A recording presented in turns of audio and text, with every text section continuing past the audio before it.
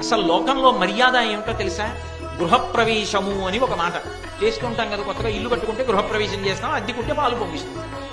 గృహప్రవేశం చేస్తే ఎవరు చేస్తారు? గృహప్రవేశం యజమాని చెయ్యడు. ఎవరెడతారు? సింహాసనం పెడతారు. ఇంట్లో కుర్చీలు చాలా ఉంటాయి, సింహాసనం ఒకటే ఉంటుంది. సింహాసనం ఎక్కడ ఉంటుంది? పూజా మందిరంలో ఉంటుంది. సింహాసనంలో ఎవరు కూర్చుంటారు? పరిపాలించేవాడు కూర్చుంటాడు. వాడు పరిపాలన చేస్తుంటాడు.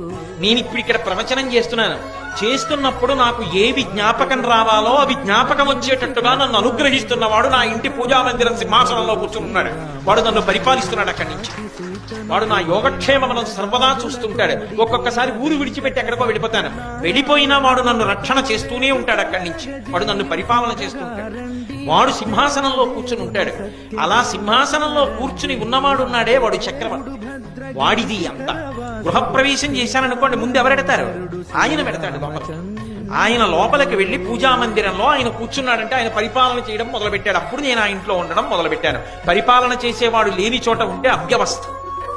పరిపాలకుడు లేడనుకోండి, పరిపాలకుడు లేని చోటకెళ్ళి మీరు కూర్చుంటే మీకున్నది ఇంకోటి ఎత్తుకుపోతాడు. పరిపాలకుడు ఉన్నాడు కాబట్టి భయము భక్తి అని రెండు మాటలు లోకంలో.